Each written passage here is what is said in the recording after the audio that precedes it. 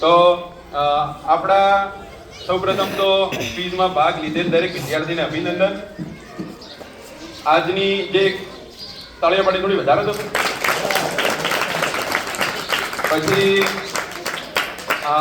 આજના જે ક્વિઝ સ્પર્ધાના માર્ક્સ જે માર્કિંગ કરવાના એવા ચિરાગ સાહેબ, એમને ખૂબ ખૂબ આભાર. પછી સ્પેશિયલ શિક્ષક આપણા મુકેશભાઈ, એમનો પણ ખૂબ ખૂબ આભાર. અને સ્વાતિબેન પણ આવ્યા છે, એમનો પણ ખૂબ ખૂબ આભાર. આપણે ક્વિઝ ઇન્ટરેસ્ટિંગ ક્વિઝ એટલા માટે બધાને બોલાયા, બરાબર? તો સૌપ્રથમ આપણે શરૂઆત કરીએ પ્રથમ રાઉન્ડથી. અને આપણે પરીક્ષાઓ એટલે બધા ગભરાઈ જાય કે ભાઈ શું કરીશું, એટલે સૌ પહેલો રાઉન્ડ હોય એની અંદર તમને જવાબો મળતા હોય, મતલબ વિકલ્પો મળશે. 4 વિકલ્પો મળશે. એમાંથી તમને જે સાચો વિકલ્પ લાગે એ 4 જણમાંથી ડિસ્કસ કરીને પછી બોલવાનું. તમે જો પહેલા બોલી ગયા તો એ જ સાચો જવાબ ગણવામાં આવશે, બરાબર? તમારા આગળ એક કાગળ પણ મૂકેલું હોય, તો તમારા કાગળની અંદર ગણતરી કરવી હોય તો કરી શકો, બરાબર? તૈયાર? જો તમે સાચો જવાબ આપશો તો તમને 10 ગુણ મળશે. ચિરાગ સાહેબને કહી દઉં કે અહીંયા 4 ટીમો છે. પહેલી ટીમ આલ્ફા, બીજી ટીમ બીટા, ત્રીજી ટીમ ગામા અને ચોથી ટીમ ડેલ્ટા. 4 ટીમો પાડેલી છે. તો રાઉન્ડ 1 શરૂઆત કરીએ, જેમાં સાચો પડશે તો 10 ગુણ મળશે અને ખોટો પડશે તો કોઈ ગુણ મળશે નહીં. માઇનસ કે એવી કોઈ સિસ્ટમ નથી. તો ટીમ આલ્ફા માટે પ્રશ્ન છે, અખબાર શબ્દ મૂળ કઈ ભાષાનો છે? A ગુજરાતી, B અરબી, C હિન્દી, D સંસ્કૃત. અરબી એ બિલકુલ સાચો જવાબ છે. 10 ગુણ મળશે. ભાઈ ઠરી ગયા છું, આપણે જોરથી તાળીઓ પાડવાની. સાચો જવાબ પડ્યો. ચલો ટીમ બીટા, આવો ભાણા આવો પાઠમાં પરમાણુ એટલે બૂટ, માપ, પરિણામ કે બૂટની દોરી? માપ બિલકુલ સાચો જવાબ. એમને પણ 10 ગુણ મળશે. ખૂબ સરસ. હવે ટીમ ગામા, ઘોડેસવાર યુવાને ગ્રામ માતા પાસે શું માગ્યું? કર, શેરડી, શેરડીનો રસ કે પાણી? પાણી એ બિલકુલ સાચો જવાબ છે. 10 ગુણ મળશે. હવે છેલ્લો ટીમ ડેલ્ટા, જીવરામ ભટ્ટ પાઠમાં A ચતુરાઈની વાત છે, B મિથ્યાભિમાનની વાત છે, C ઝડપથી જૂઠ કેવી રીતે બોલી શકાય તેની વાત છે, કે D કાગળ વાંચવાની વાત છે?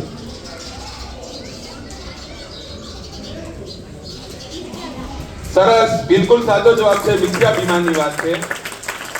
તો ચારે ટીમને આ વખતે તો બધાને સ્કોર સરખો 10 ગુણ બધાને મળે છે. ચલો હવે ફરીથી ટીમ આલ્ફા માટે પ્રશ્ન, 2 સમય સંખ્યાઓની વચ્ચે કેટલી સમય સંખ્યાઓ હોય છે? 2 સમય સંખ્યાઓની વચ્ચે કેટલી સમય સંખ્યાઓ હોય છે? A 0, B 1, C 100 કે D અનંત? 0, 1, 100 કે અનંત? અનંત એ બિલકુલ સાચો જવાબ છે. 10 ગુણ મળશે. ચલો ટીમ બીટા માટે પ્રશ્ન છે, એક સમાંતર બાજુ ચતુષ્કોણની લંબાઈ 6 સેન્ટીમીટર અને ઊંચાઈ 3 સેન્ટીમીટર હોય. ફરી એકવાર, સમાંતર બાજુ ચતુષ્કોણની લંબાઈ 6 સેન્ટીમીટર અને ઊંચાઈ 3 સેન્ટીમીટર હોય તો તેનું ક્ષેત્રફળ કેટલું થાય? 9 centimetre square, 18 centimetre square, 10 centimetre square કે એક પણ નહીં? 18 સેન્ટીમીટર એકદમ સાચો જવાબ છે. 10 ગુણ મળશે. ટીમ ગામા માટે પ્રશ્ન છે, વર્તુળનો પરિઘ જણાવો. વર્તુળનો પરિઘ જણાવો. A pi d, B 2 pi d, C 2 pi d square કે d એક પણ નહીં? પાઈ d 2 પાઈ d 2 પાઈ d સ્ક્વેર કે એક પણ નહીં?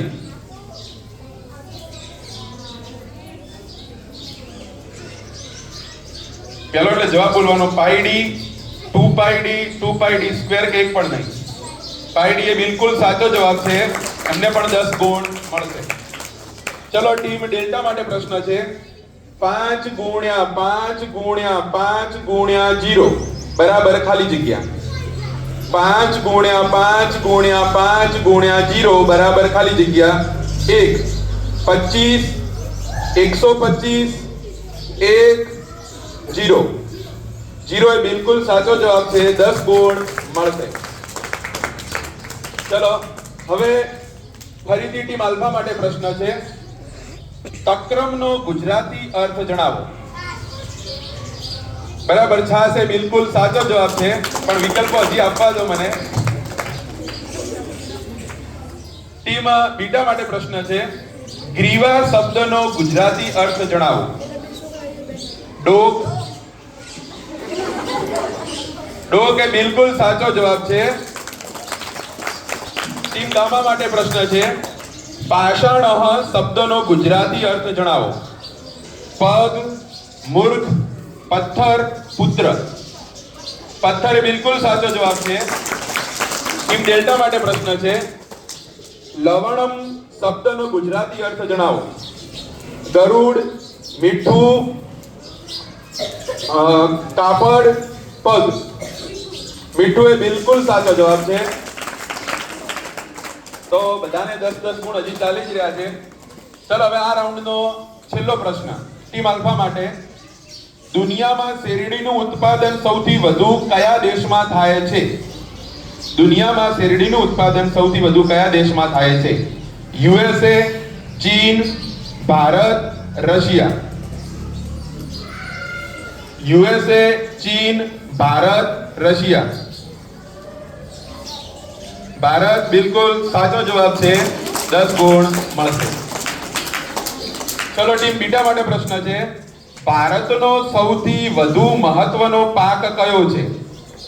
જુવાર, ડાંગર, બાજરી, શણ. જુવાર, ડાંગર, બાજરી, શણ. બાજરી એ બિલકુલ ખોટો જવાબ છે. ચલો ઓડિયન્સ માંથી કોઈને જુવાર એ પણ ખોટો જવાબ છે. ડાંગર એ બિલકુલ સાચો જવાબ છે. તો ટીમ બીટાને કોઈ ગુણ મળતા નથી. ચલો હવે ટીમ ગામા ભારતનું કયું રાજ્ય કપાસના ઉત્પાદનમાં મોખરે છે? હરિયાણા, ગુજરાત, પંજાબ, રાજસ્થાન. હરિયાણા, ગુજરાત, પંજાબ, રાજસ્થાન.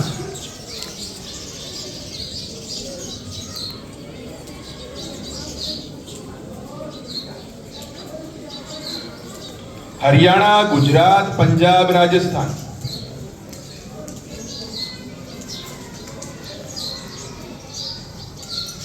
રાજસ્થાન એ ખોટો જવાબ છે. કયા રાજ્યમાં થાય છે? ભારતમાં ઘઉંનું વિપુલ ઉત્પાદન કયા રાજ્યમાં થાય છે? પંજાબ, મહારાષ્ટ્ર, બિહાર, ગુજરાત. મહારાષ્ટ્ર, પંજાબ, બિહાર, ગુજરાત. ઘઉંનું વિપુલ ઉત્પાદન.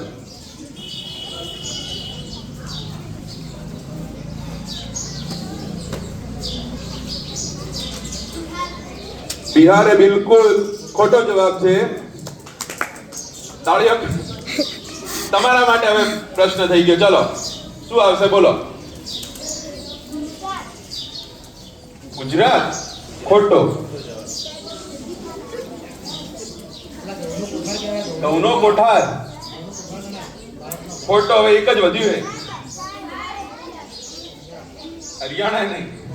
ઓપ્શન માંથી અલગ થઈ ગયા તમે. પંજાબ એ સાચો જવાબ આવશે. બરાબર. તો ટીમ ડેલ્ટા ને પણ કોઈ ગુણ મળશે નહીં. તો આ સાથે જ આપણે રાઉન્ડ 2 અહીંયા સમાપ્ત કરીએ. છીએ. સોરી, રાઉન્ડ 1 હવે પૂરો થાય છે. હા, બધા વિષયો લઈ લીધા. ચલો હવે રાઉન્ડ 2 શરૂઆત કરીએ. ગુણ આપણે છેલ્લે જ રાખીએ, બરાબર. રાઉન્ડ 2 શરૂઆત કરીએ. હવે રાઉન્ડ 2 ની અંદર શું છે તો કે તમારે જે પહેલો પ્રશ્ન બધાને આવશે એમાં તમારે અવાજ ઓળખવાનો કે તમને જે અવાજ સંભળાય કોનો અવાજ છે, બરાબર છે. તો તૈયાર બધા?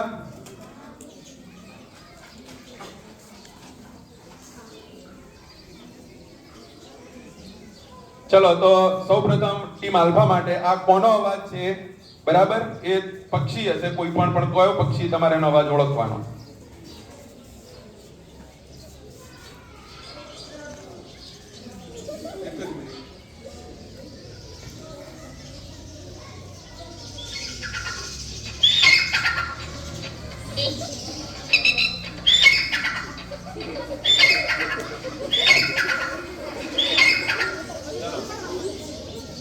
સંભળાઈ ગયું બરાબર કે ફરીથી સંભળાવો? ચલો ફરીથી અવાજ સંભળાવો.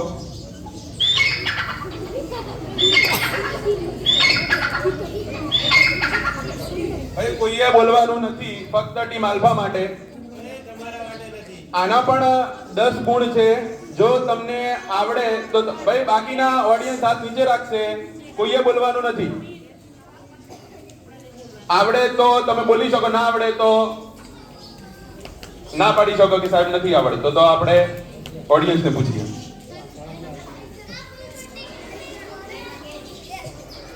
ભાઈ કોઈને કહેશે નહીં.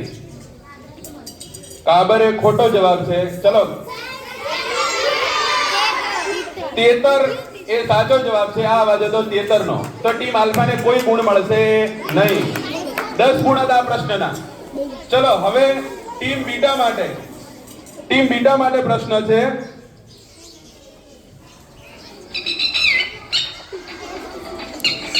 તમારા માટે નથી ભાઈ, તમારા માટે નથી. ટીટોડી એ બિલકુલ સાચો જવાબ છે. એમને 10 ગુણ મળશે.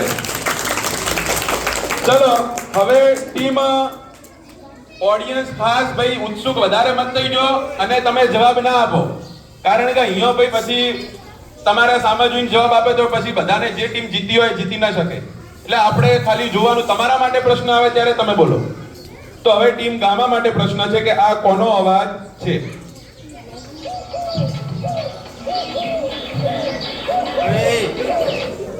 સંભળાય? ફરીથી સંભળાવો. ફરીથી. ઓકે.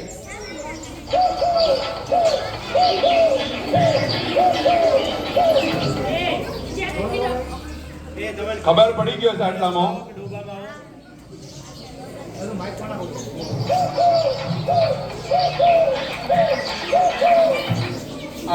આટલામાં ખબર પડી જવી જોઈએ. ચલો આવડતું હોય તો ના આવડતું હોય તો આપણે ના પાડીશું. અને તમે ખોટો પડશે તો કોઈ માઇનસ નહીં થાય, એટલે તમે પણ બોલી શકો. ચલો કબૂતરે ખોટો જવાબ છે. ચલો આ હોલાનો અવાજ હતો. ટીમ ગામાને કોઈ ગુણ મળશે નહીં. અને છેલ્લે ટીમ ડેલ્ટા માટે પ્રશ્ન છે. આ કોનો અવાજ છે?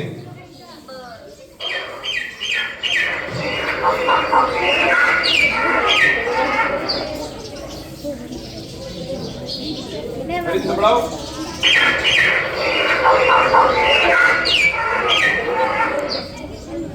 આટલામાં ખબર પડી જાય. કોનો જવાબ છે? ચલો ઓડિયન્સ, કોનો આ અવાજ છે?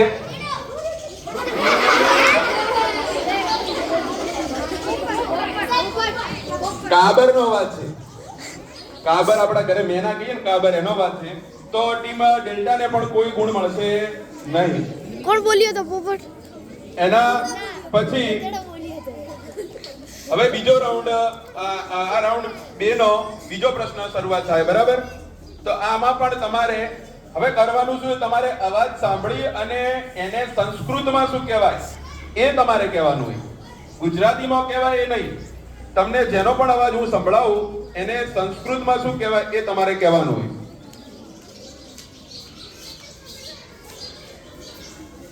સાંભળજો, એને સંસ્કૃતમાં શું કહેવાય તમારે બોલવાનું હોય.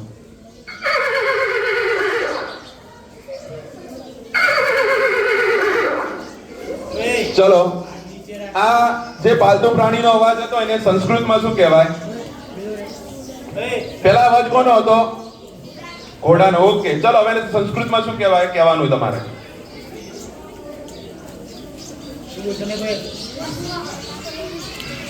ખોટો જવાબ છે. આલ્ફાને કોઈ ગુણ મળશે નહીં.